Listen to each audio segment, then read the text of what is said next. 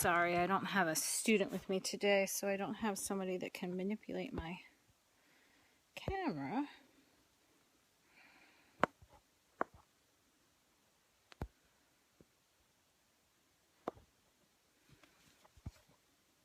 So now here is the machine. I'm going to start it.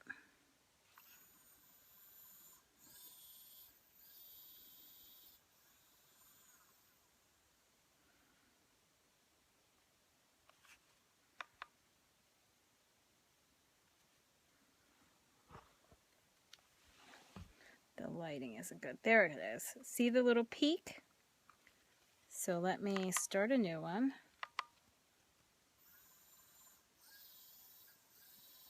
That little drawing is the drawing that my ear made. So I'll make a picture of that and I'll post that. So what happens is this puts pressure into the ear, and then that tells me how the eardrum is moving back and forth, which is the peak that it draws. If you had fluid or an infection, there would be a flat line, meaning you put that pressure in and the eardrum isn't moving. So you would see a flat line. If you have negative pressure, like your eustachian tube is not functioning properly, then you would have a peak, but it would be all the way over into the negative. So generally the things that you would see would be a flat line if there's fluid. So the pressure goes in, it shows you that the eardrum is not moving and you have a flat line. My peak means that it's normal, so the eardrum is moving. You have a peak right in the middle, so I put the pressure in and the eardrum moves back and forth. Negative pressure is if the eustachian tube is not opening and closing, then you have negative peak there. So that's what that would look like. So now the next thing that I'm going to show you is the OAE. So the OAE is what we can do on the babies, but I also do it on adults. So this is also the same probe. So I'm going to put the probe back in my ear. You have the same probe as you did before, and that probe emits a sound into the ear, and the ear emits a sound back out. So that's how we know if the nerve is functioning normally or not. So there's a little microphone in this probe. So this little probe has a microphone in it. It emits a sound out, and the cochlea, the outer hair cells that we talked about before, they make an echo back out, and that's what's picked up by this little device that goes in the ear. So that's how we can test babies when they're a couple hours old, and we can test adults. This does not give me a hearing level, just like the tympanogram doesn't give me a hearing level. It just gives me a measurement indicating a part of the anatomy. So for this, the OAE gives me a pass or a fail. The nerve is either functioning or it's not. I don't know how much is functioning, but that's what it will give me. So I'm going to try to show you the screen. Get a good angle here. I think it's the light that's messing it up.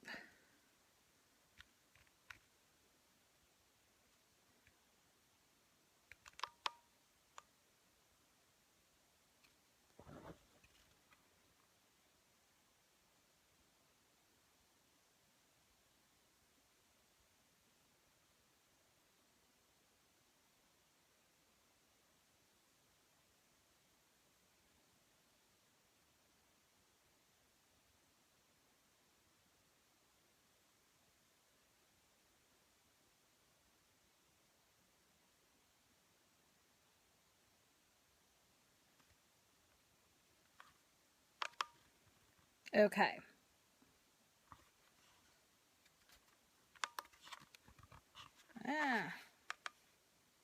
Okay, so let me get the angle better here.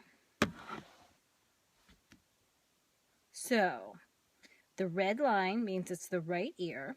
The green checks means that it's a response. The black line is just the noise in the room. So that means my nerve is functioning normally. So each frequency, you get a response back as to what response is coming back out. If you only saw the black line and no dots, that means that you're not getting any response back. See, I am stronger in the lower frequencies than I am in the higher frequencies. So I may have some damage to my outer hair cells. See how it slopes down? That's what that would tell me. So now I'm going to take this out of my ear. And now I'm going to show you. Let's see here. This is my booth. So now what happens is, in this particular situation, this mirror is here. This is the VRA. So I sit on the other side of the room.